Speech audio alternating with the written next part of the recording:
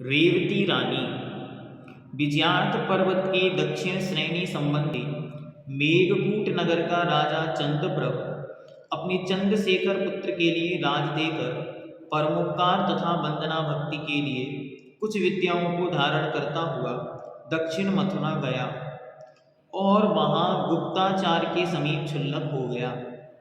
एक समय वह क्षुल्लक भक्ति वंदना के लिए उत्तर मथुरा की ओर जाने लगा। जाते समय उसने गुप्ताचार से पूछा, क्या किसी से कुछ कहना है?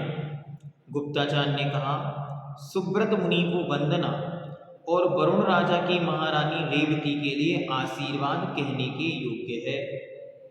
क्षुल्लक ने 3 बार पूछा, फिर भी उन्होंने इतना ही कहा। इसके बाद क्षुल्लक ने विचार किया कि वहां 11 अंग के धारक भव्यसेन आचार्य तथा अन्य धर्मात्मा लोग भी रहते हैं जिनका इन्होंने नाम भी नहीं लिया। इसमें कुछ कारण अवश्य होगा। ऐसा विचारते हुए क्षुल्लक उत्तर मथुरा चला गया।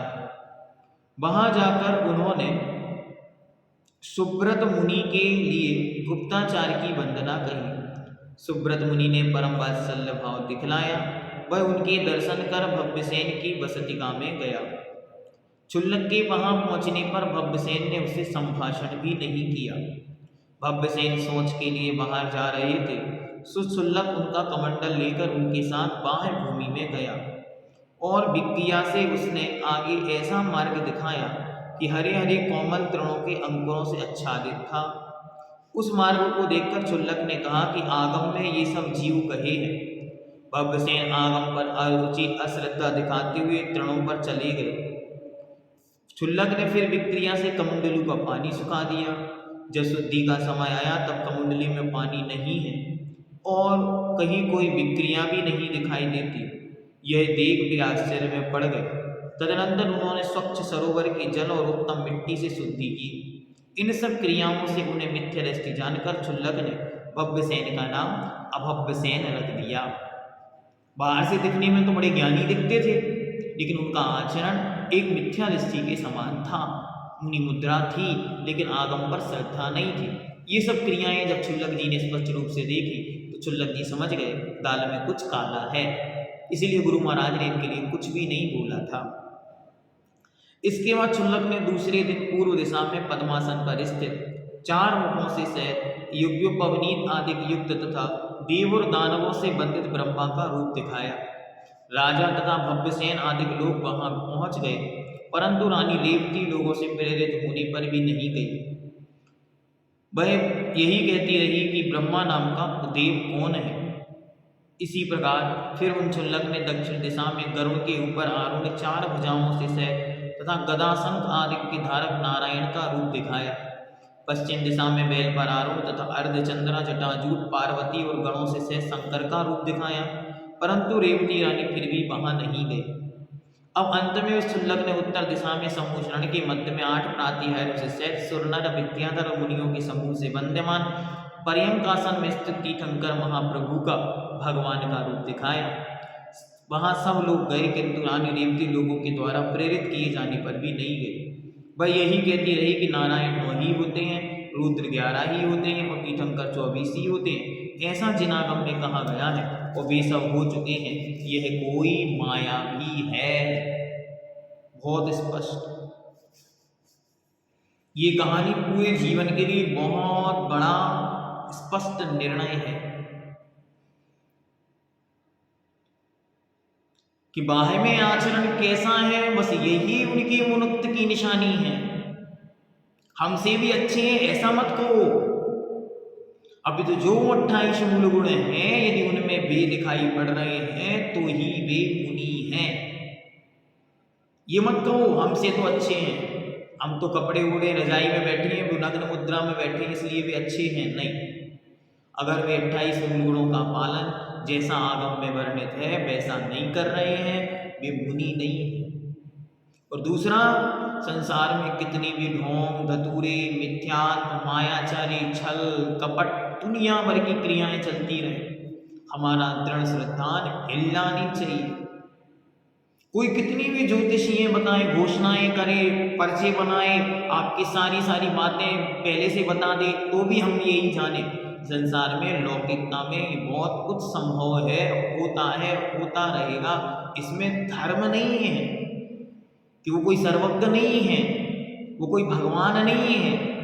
ऐसा करने वाली अनेकों बहरूपियाँ, अनेकों सिद्धियाँ, अनेक प्रकार की व्यंतर आदि की सिद्धियाँ, अनेक प्रकार के ज्ञान, अनेक प्रकार के सामुद्रिक शास्त्र, अनेक प्रकार की विद्याएं, क्षुद्र विद्याएं आदि होती हैं जो इस प्रकार की कार्य करने में सक्षम है। इसलिए ऐसे टेलीविजन, मोबाइल, फेसबुक, व्हाट्सएप पर इनके प्रचार प्रसार देखकर कभी भी सच्चे धर्म पर शंका नहीं करना। लोग प्रश्न पूछने लगते, अरे अपने महाराज लोग ऐसा क्यों नहीं करते? अरे आध्यात्म योगी हैं, वे संसार के प्रकल्पों में उलझते नहीं, वे तो मात्र आत्मा के कल्याण की साधना में लगे हुए हैं। इसलिए आत्म कल्याण के इस पवित्र मार्ग में ये मंत्र, तंत्र, जादू, टोना, इन सब की कोई आवश्यकता नहीं।